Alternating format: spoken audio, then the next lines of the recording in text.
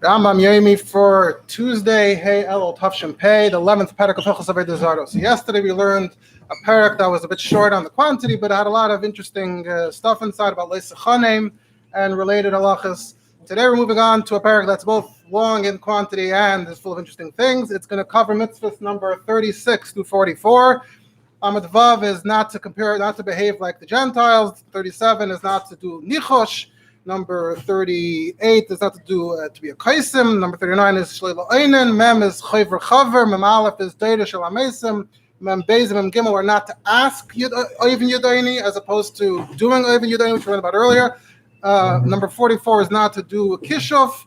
And what they all have in common is that apparently they're not exactly 100% avodah zara themselves, but they're very closely related to the undesirable behavior of the goyim, whether it's just things in general like chukas hagoyim or some kind of attempt to get information in an unholy kind of way, which still apparently is not fully avodah zara. And that will include, like we said, we're going to talk today about someone who asks oivin yudaini. So the actual act of oivin yudaini seemed like it was actually like avodah zara. You're doing incense and stuff. But the person asking, he's not doing anything. He's just, you can be asking a guy. But still, it's all about connecting to Tumah, connecting to unholy behaviors. So, one mitzvahs here in detail, so let's start right away.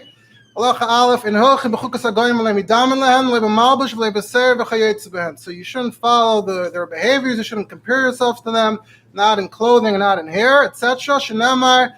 We're going to have some examples soon. This is a pasuk at the end of Kedoshim. It comes after the Arayas, but apparently we use it for our purposes. You shouldn't follow their behaviors in general.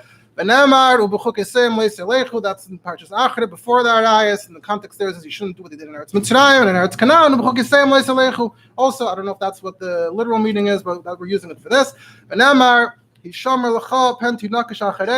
That's a pasuk in Parashas A, and the continuation is actually Eicha Yavdu, which you brought in Perek Gimel regarding the idea that derech avodasa, you're asking how do they do it. So before that it says Hisham L'cham Tinakash Achareim, and we say that it's also relating to just general chukas hagoyim, not just the specific things that it talks about over there. It's all coming to give the same warning. Shalei Yidam Alhem, not to behave like them.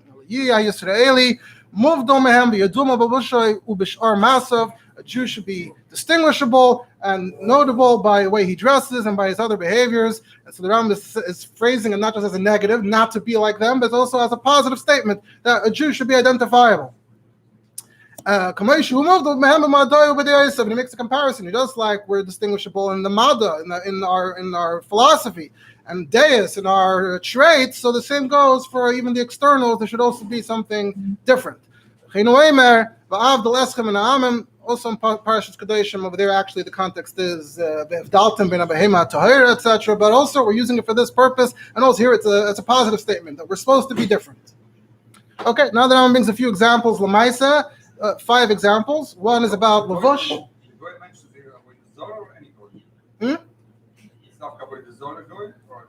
No. I mean, I think it's going to come up in Achrayim who discuss it, but overall, it's when it comes to Levushim, a lot of poskim did not assume that it's just Avodah Zara per se. I'm going to talk about that a little bit, hopefully. But yeah, the original context is more about Avodah Zara. The haircuts we're describing, I think, are described as haircuts of Avodah Zara, as we shall see. You should not wear clothing that's unique to them, so that's clothing. Now, he doesn't define that. In times of the Romans, it's probably more obvious. The Romans probably dressed very differently than the way people in that area dress. Versus, on the other hand, if the Jews lived in Bavel, it's not so clear if there was any difference between how the guy in Bavel and the Jews dressed. So we're going to talk about it a little bit after I finish this. You shouldn't grow your hair out like tzit. Now, it's the same word, tzit is like on our fringes and on our clothing. Maybe it's similar to what we just sort of consider today to be like an African kind of hairstyle, fringes gathered together, not to grow the hair out like that. Number 3, blair is not to shave the side, to leave the hair in the middle, which is called a blair. So that's approximately what you'd call a mohawk nowadays, where it's totally shaved on the sides and you have just up the middle. Now, the word blairis in more recent generations, blairis is usually used for a chup. And even that, even a chup means that you're cutting the hair in the back a bit more, and you're letting the hair in the front grow out a bit extra, and you're adding a style to it. If the whole hair grows equally, I don't know if that would be considered according to anybody. Some said it's even a chatzitza for tefillin. Of course, there are a lot of details and shittas, and not everyone's on the same page around that. But here, Polaris is described as what we call the Moab. And this is describing shaving the whole front from ear to ear and leaving just the thick hair in the back. I think that kind of haircut is maybe associated today with how the Chinese, like 100 years ago, you see images. I think they have that kind of thing going on. And now for the final example, which is not clothing or hair, but you shouldn't build buildings in the style and the fashion of the temples of Avoda Zara, so it should attract many in the way they do. Now, the Rambam also doesn't really describe and define what exactly that means. I'm sure it also depends on there's probably certain places where the Avoda Zara buildings are more distinctive, and you would never ordinarily come to imitate it unless you were trying to. Probably other places where it's less. The Rabbi actually comments, is any idea Mao? Is it Shliasvim Tsuras Kamashim Noisim? Shliasvim Sham Chamonim? Something, tell me something specific here. What do you mean? And the Kesef Mishnah just answers, I don't know if that really answered the question, but you shouldn't build for some reasons, the Rambam and the Kesef Mishnah seem to think it's clear. You shouldn't build buildings that look like it. The Rabbi saying, could you be more specific? I should point out that at the beginning of the Reform movement, part of what they were seemingly trying to do was that the temple should look more in the style of the churches in those countries. Although on the other hand, you do have very kosher shuls that are also built in a very grand style. I think that the response to Reform shuls in Allah, I think they focused more on the inside of the shul, the aron, the amud, the bima. Those are the things that got more attention. Although maybe when we discussed about the trees outside, it could be part of the opposition to trees as an asher outside the shul might have also been related to this kind of pushback. It's a topic to look into. That's what we're going to say about it. So whatever, it could be there are some cases that are more gray areas, but if it's a clear violation, especially like the blairus, the things that are very obvious, then you actually get malchus for these kinds of things.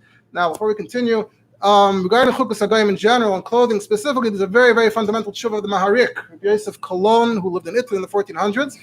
There was someone then who was studying medicine. Some Jews in Italy were allowed to study medicine. And the rule, the custom then was that if you got a degree, whether in science or whether in religion, so you wore a special piece of clothing called the kappa. Kappa is basically Latin for cape. That's where the word cape comes from. You look in images of the Middle Ages, you see people with these capes sort of flowing around from all sides. Those are usually galachim. Those are people wearing the kappa. And the question was, can this yid who studied medicine, can he wear the kappa? Can he wear the same thing? So they asked the Marik. Some said it's b'chukei seim. This is like a very distinctive Gentile mode of dress. And the Marik went out to say, no, it's okay. So chukas hagayim has to be something where there's explicit pritzus, something very immoral about it, or there's totally no reason and it makes no sense other than to try to sort of join in with them. And even then, your whole intention has to be that you're trying to imitate them, because then it means you're doing it for the same reason, no reason or pritzus. But as long as there's a good reason, if there's a teyalis, it's some kind of benefit, that's not a problem. Says the kappa, why does he want to wear the kappa? He wants to get respect. He wants to be acknowledged. He wants to get business. People are going to see he's wearing the kappa. He must be a professional. So he said that's okay. And then in addition, he goes out in general to defend the custom of the Jews in Italy. Apparently, Jews in Italy dressed more or less like their neighbors. Unlike more in Eastern Europe, where for many hundreds of years, the Jews were always sort of lagging behind wearing other clothing, but in Italy not. So he discusses the Rambam's lashon here, that Yiyah has Yisraeli, Muvdul Mehem, V'yadul B'bam Bushe B'Shem Ma'asav. It sounds like according to the Rambam, it sounds like it's an active, right? The Rambam said it was a positive statement. We should actively seek out to look different. That's what it sounds like. So he went out a great length to say that it's not true. Some say that even if the guys are wearing totally normal clothing, a shirt and pants, you still have to go and make some kind of shino. You would have to just do something the opposite.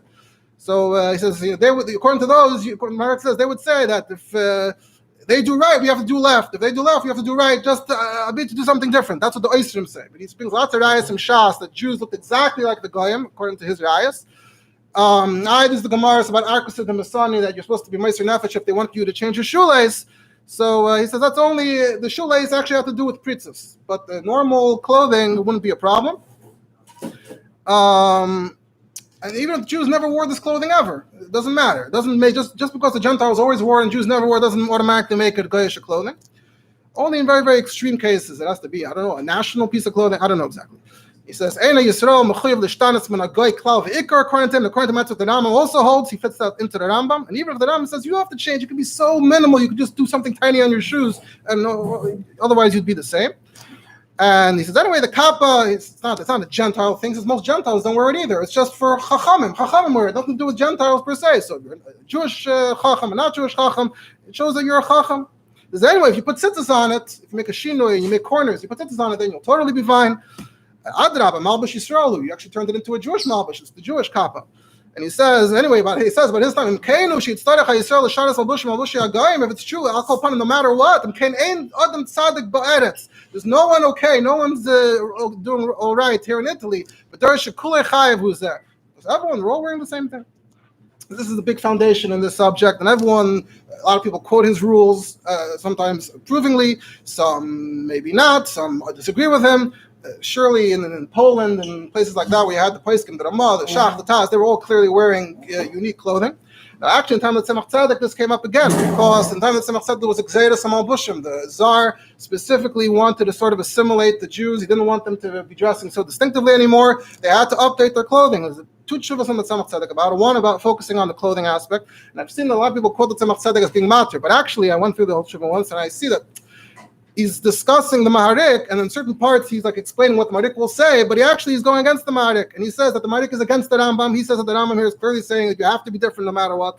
He says the Smag says that on the Ran, and that's besides Arkas of the Misani, where if it's actual Gzeira to change something, even a Shulais, but it could be anything. So for sure the Zara, he wants to change everything, to Gzeira and everything. So he says that Kiman Shinogu Kain. So that Lashanis, we had a minute to be different. There's something Jewish about it. Chayev limser nefshay b'fer hesya also. That's actually the maskana. You have to be meser nefesh b'fer hesya. That's the end of the tshuva. So the Tzemach actually had a very sort of negative take on it. But the fact is, we know that in Poland, Taka, there was some that said Yehardik Val Yaver, but in Russia, we know that they didn't say Yehardik Val Yaver. More or less, the Jews got on board. And that's probably why Jews from Poland who still follow those minhagim look a little more colorful today than Jews from Russia, who, even very traditional, the Jews from Poland look a little more colorful because they're going back more hundreds of years, and we're just 100 years behind the times. So, but there's another tshuva, the Tzemach Tzedek Taka, where he discusses the Mesiras Nefesh aspect. And he says, first of all, is it really a Gzeir of Arkas the Masani? The government claims they're not attacking the religion. They just want the Jews to look normal. So if the government itself frames it that it's not anti-religion, so then maybe it's not an anti-religious Gzeir. Maybe it's not Arkas the Masani. You don't have to be Meiser Nefesh. So maybe it's an Einas, but it's not against religion. Also, he says, Bishlama, if they're going to kill you, then you can say Yehardik Val Yaver. But apparently what they were saying was that if they catch you, they're going to just conscript you into the army. He says if they conscript you into the army, you'll end up doing the more Avedis. So what's it going to help? You're saying, Lo Yaver, Yehardik Val Yaver. They're not killing you. They're just making you do the worst things. You're like Karka Olam. You're passively... Also, it's like the Gemara says that if they torture you, sometimes we say torture, people can't withstand torture. It says here it's double, it's beguf ubenefesh. They'll torture you religiously also in the army. And there's also maybe already a few thousand Jews are already wearing it, so maybe by now it's not so much a goyish thing if so many Jews already got on board. Anyway, so the maskana was that somehow it seemed to be okay. There's also a letter from the Rabbi actually, Tafshin Chaf Aleph, and he goes Kodesh Chaf. The Rabbi says that regarding Levushim, you have a suffix. You brought the Gemara Chazal, you brought the Piskei Din, see the Shut Tzemach Tzedek, Yeridei Simon Tzedek Aleph, based on Psukim, and so the Rebbe seems to also be sort of, we actually lahalacha, we don't really go with Marik, we go more with the Tzemach Tzedek. It's true that we updated ourselves a bit in Russia, but we still are trying to look distinguishable. We're not trying to look completely identifiable with the Gentile mode of dress, which I think we do. Now moving on, a few more details regarding haircuts. Halacha beis goyishay mistaber mi Yisrael kivin sheyigia karev liblei yisrael shalosh etzpois v'choruach shemer. He said if a yid is giving a guy a haircut, so if he gets near the blairis area, that middle, he has to stay 3 fingers away, so he shouldn't end up giving the guy this avodah zara dika haircut. It will be even a problem for the barber.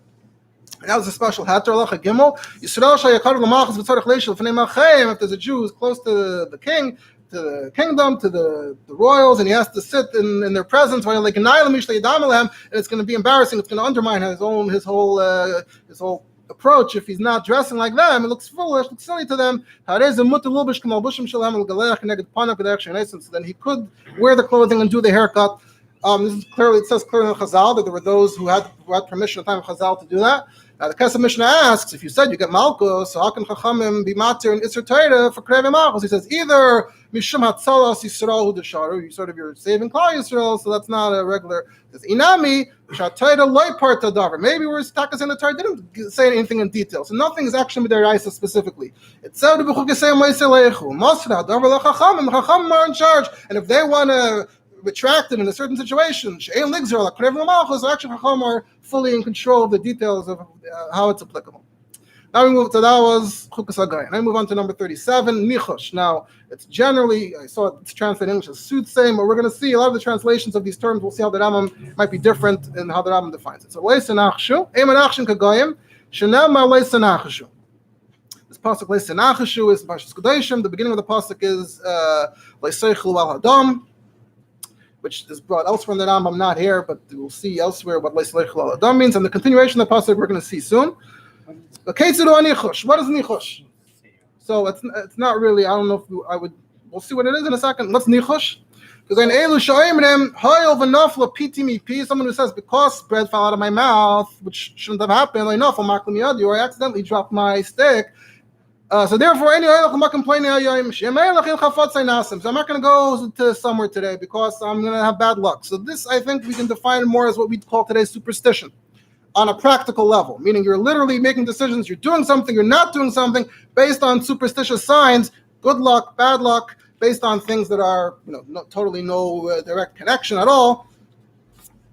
A few more examples he gives. A fox passed me on the right. I'm not leaving my house today. If I leave, I'm going to bump into some kind of trickster. He's going to fleece me out of my money. People who listen to the birds chirping by them, will be like this, won't be like that.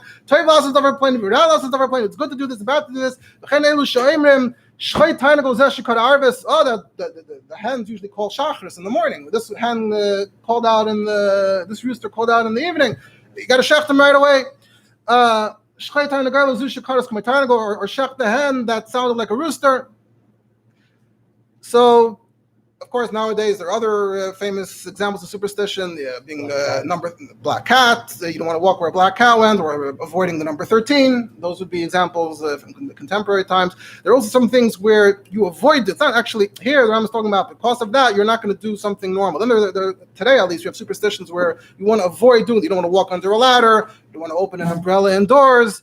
You got a chain letter, and it says if you don't forward this chain letter, you're going to, you forward it. So those are all forms of superstition, one way or another. The Rambam doesn't clearly specify where you actually did something. This thing itself is a superstition, or you didn't do something. Here, it's you didn't do something else because of something else that happened. But now the Rambam goes a little further and says, you give yourself signs in advance. If this and this happens, I'll do this. If it doesn't happen, I won't do it.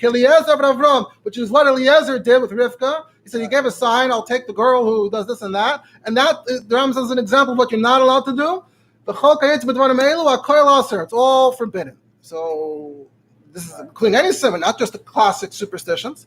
And the Rabbi attacks the Rambam very sharp. He says, Shibush Gadol. Is a mutar. This is very permissible. He says, maybe it says in the Gemara, called Nachash any Eliezer, any Nachash. He thought that meant that that's what's usher. He says, no, that's not what the Gemara was talking about. It said that the question of the Gemara was, should you rely on it, actually, practically or not? That's what the Gemara was talking about, not whether it's usher. You're saying that these tzaddikim did in Avoda. It says, if they were here, have a mapki pulsa de nur lape, they'd whip him in the face. I think that's what it's saying. So, very sharp.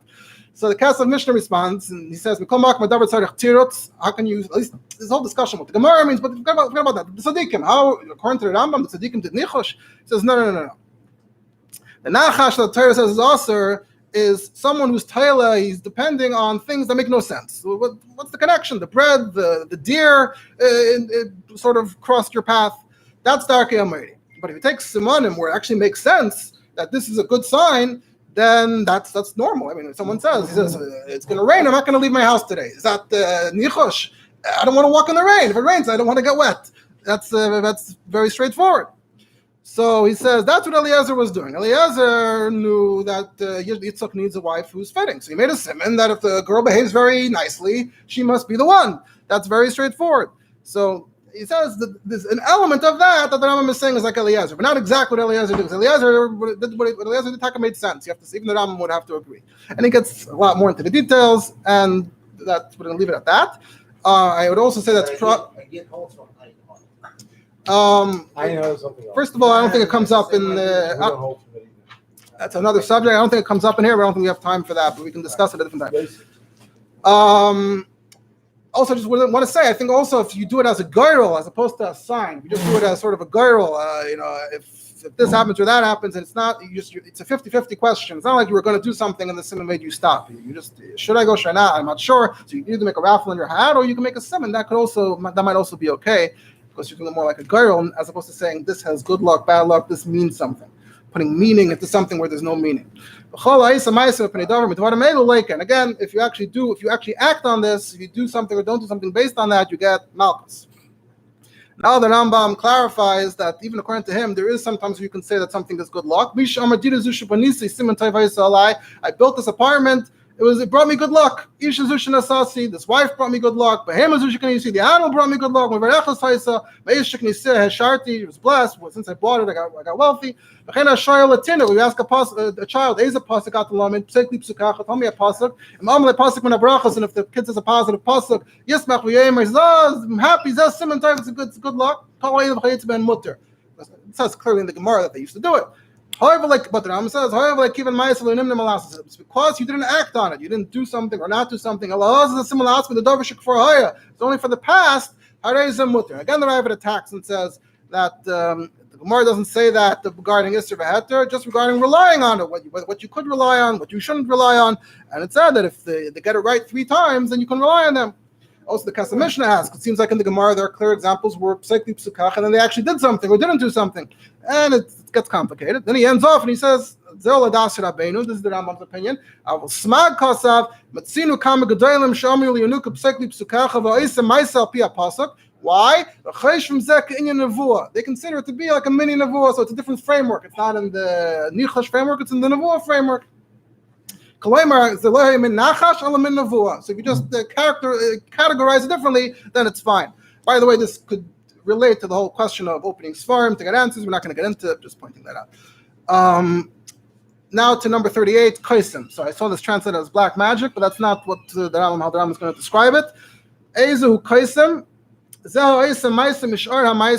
Does all kinds of stuff, other stuff out there. So his mind should go blank. His mind is clear until he predicts the future. So I would say this is probably sort of similar to what we call a psychic nowadays. The psychic might do some kind of act that Rambam himself is going to describe in a bit. Not necessarily sort of acknowledging some evil power and bring up incense, but you're doing some kind of activity to sort of focus and then predict the future.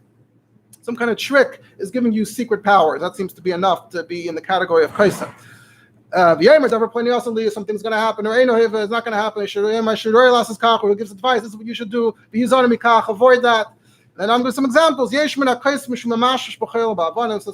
some of their practices, they play around with sand or stones. Some bend over to the ground and scream. Some look in a metal mirror, or glass, which is basically like a crystal ball. Crystal balls have been around since the time of the Romans, and they're still sort of known about today. So something like that. They imagine, they say whatever they say. Some hold a stick. Leans on it, and he hits, and the hitting helps him. Helps him focus and empty his mind until he can speak. And that stick, describe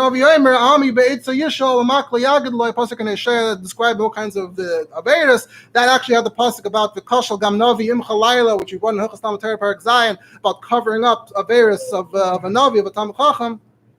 So later it says, the people are getting their information from their sticks. And I'm explaining and connecting it to this idea. A kaisem through a makel is using his stick as a technique to bring out his psychic powers.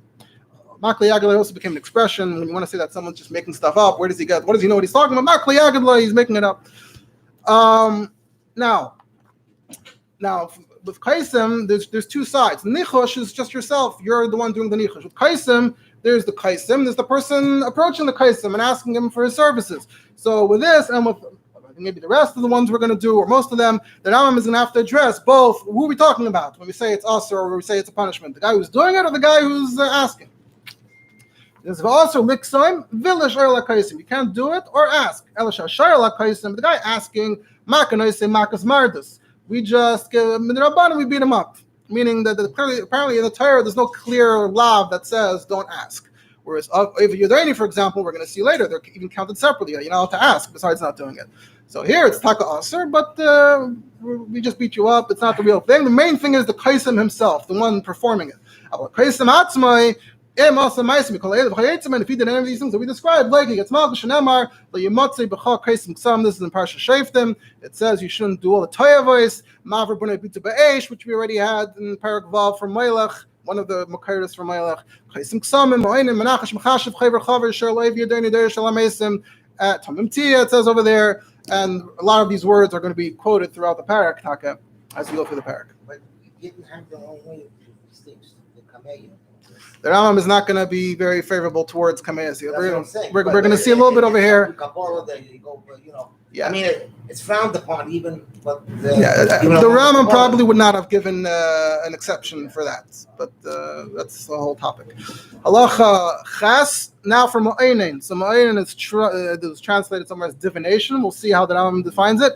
Ezu Mo'enin, what's a Mo'enin? Elo Neisne Ha'itim, those who say this time, that time. She'im, it's Tagnina Shalem, based on astrology, they say, Yem Pleni Ra, Yem Pleni Tayv, this day is bad, this day is good, Yem Pleni Roy Lasses by Malacha Plenis, this is a good day for doing something, Shana Plenis, or this is a good year, or Chedesh Pleni, or this month, or Raladavar Pleni. So basically, it's pretty similar to Nichosh, like we said before, but this time it's based specifically on astrology. And today that might be connected to what you call the horoscope. The horoscope also kind of says based on astrology, maybe depending on your particular sign, this is a good day for you, this is a bad day for you. So that would be what the Rambam is talking about. And just like the previous din, we have to, first of all, what's the Maisa? What's the act? Who's the guy, who's the one who's getting in trouble? The one who said it or the one who listened?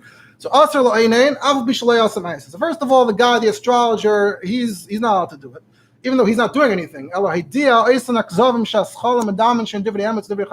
just said the foolishness that the lies that the fools think are true and wise. So this is different than a kaisim. By kaisim, the kaisim was the main guy. The guy doing the act was the main guy. The guy asking was not the main guy. Here it's the opposite. We're going to say the guy who acts, he's the main guy. The guy saying the astrology, it's also ridiculous, but he's not going to be the one getting the malchus. Now, it's interesting, until now, here the Rambam starts calling it lies. It's interesting. Until now, it seems like the Rambam was, all the previous things that we said, I mean, Yudayni, even in this Perek, Kaising, he sort of avoided actually spelling out how he feels about it. And I already pointed out a few times until now that it does seem, though, that the Rambam thinks it's all not true. From here on, the Rambam starts, in the middle of the halachas, the Rambam is going to start saying, by each one, this is foolish, this is nonsense. At the end of the Perek, we're also going to have a general disclaimer about everything. I should point out that this is actually something that was actually considered a body of wisdom. Even according to many Chachmei Yisrael, they consider astrology to be a body of wisdom. And in fact, it was considered almost synonymous with astronomy. Astronomy and astrology sort of went together for most people. And Davka here, the Rambam is going very sharp about how the people who think it's a Chachma are foolish. It's a famous letter of the Rambam about astrology, where the Rambam says that according to him, the Churban Bayis tradition was caused because they believed in astrology. He says because they believed in astrology, so they didn't study military strategy, they didn't study how to go to war. They thought the astrology alone will be enough. He says if they had only not relied on astrology and taken the warfare seriously, they would have been saved. So that's what the Nevi'im are talking about. When the Nevi'im keep on saying they're relying on all these people, it actually means practically they could have just been better at their jobs. So that's the Rambam's very, very negative take on astrology. Well, hold on to the names of the months with their symbols. The Rambam himself mentioned Mazalis, which has to do with some of it is astronomy. It's exactly what it is. Right. Anyway, so that's the guy who's saying it.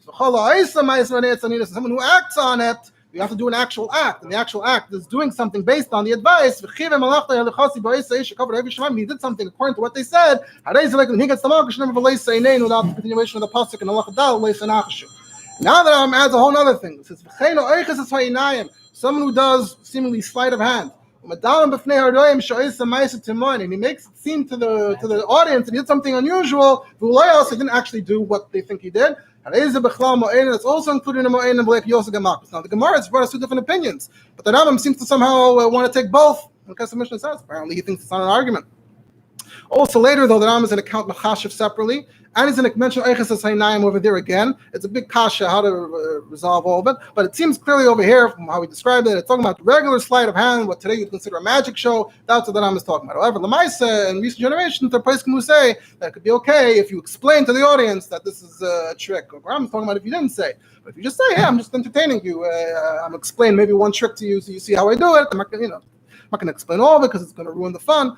I think also nowadays in general, I mean, there are thousands of magic books. It's not really a secret or a mystery. I think here in Chutz La'aretz, I think the custom is to be makel. Could be nice to stroll a bit more machmer on it. Now for number 40, chayver chaver. So that's translated as casting spells. In this case, I think that translation is going to be pretty spot on. Ezu chayver zeh shemedaber b'dvarim she'enim l'shein am ve'ein inyan. So first of all, he's saying casting spells, incantations.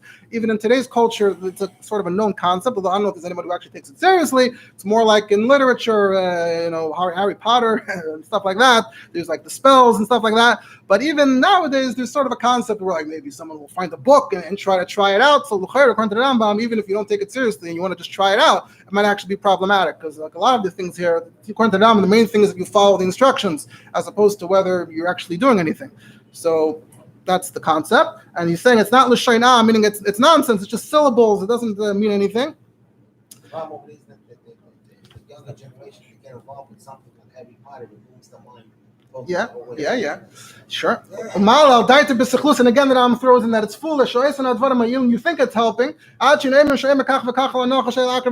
going to stop the snake from being harmful, the scorpion. Or if you say the spell on a person, then he won't be harmed from them. Part of it is like you hold a key or a rock or something while you're saying the spell. It's all no good.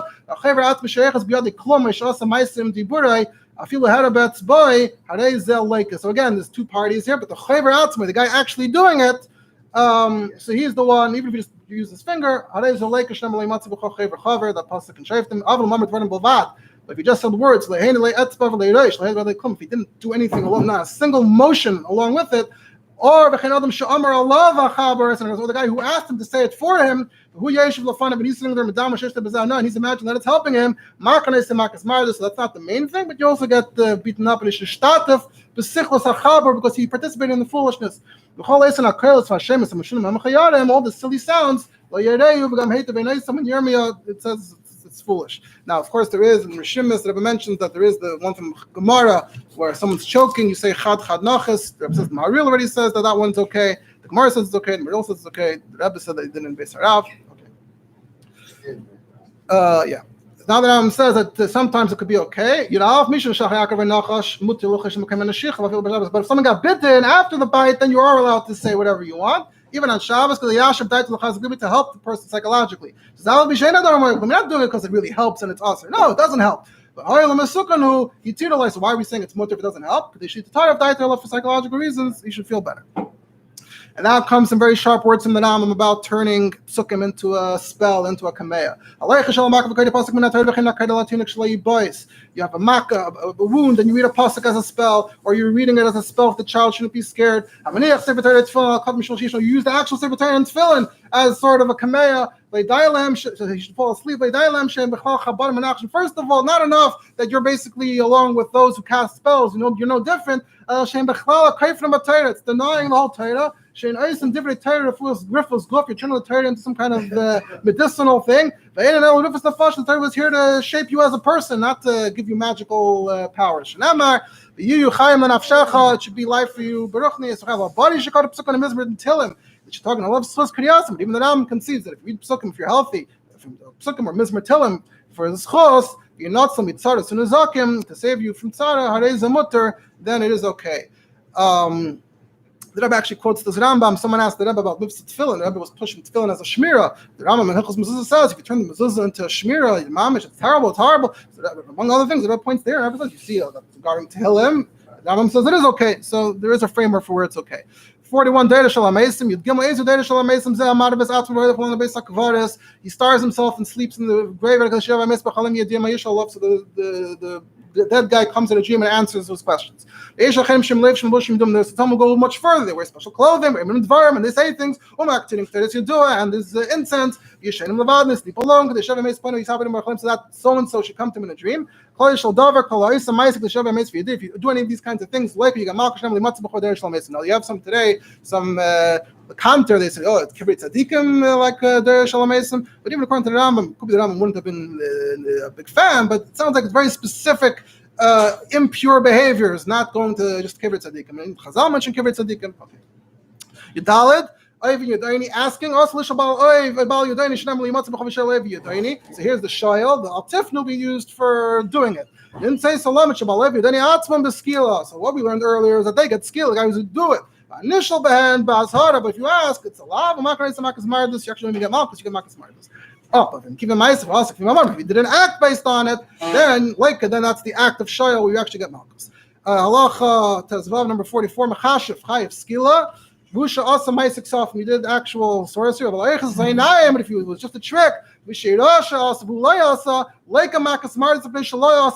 stira. First of all, earlier the Rambam said Zainayim does get malchus. Here he says he doesn't. Also, according to the Rambam, if it's all not true, then what's the difference between machashiv and Zainayim? So I think the main answer to that is that machashiv means you follow the actual instructions. Over here means you behave like you were following those particular instructions. And earlier means you did just a magic trick. You pulled something out of someone's ear. Now, there's actually no time at all, but the Rebbe in Tafshim Hay said something very interesting. That the Rebbe said in Tum Tafshim Hay that according to the Rambam, there's no kishuf nowadays. And in the Aras, they asked, what does the Rebbe mean? The Rebbe said in Kisis Tafshim Hay that you have to be b'mayit b'machleikas. So even if there's machleikas about Tanakh or earlier times, but now everyone will agree to the Rambam, there's no kishuf, at least since the time of the Rambam, if not maybe even since Chazal. Look in the Sefer Hayovel Haras to Biyur and Valei Torah, where they bring all the Haras and all the Shechas. It's very interesting. And now the Rambam just concludes that this Shita in general, big disclaimer, it's all alive. I didn't finish the previous halach.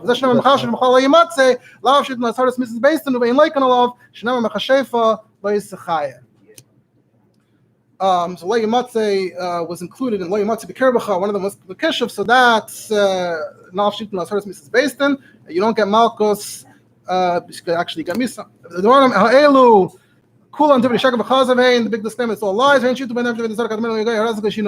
was all a trick. He says all a ruse by the early Vedas are just to make everyone believe them. They didn't believe it themselves. And early social who comes out appropriate, not pasnished for wise Jews. The Mash to fall for this nonsense. To think that it benefits in any way. From Balak. You shouldn't believe these people. If you do believe this kind of stuff, you think it's true, just the Torah says it's not allowed. Any element of schal, you're still a fool, you're still lacking seichel. You're in the same category as women and children. The true wise people know it's not wise, they'll tell you the hevel, it's nonsense. The foolish people follow it, they abandon the paths of truth. Not same parsha, just stick to Hashem.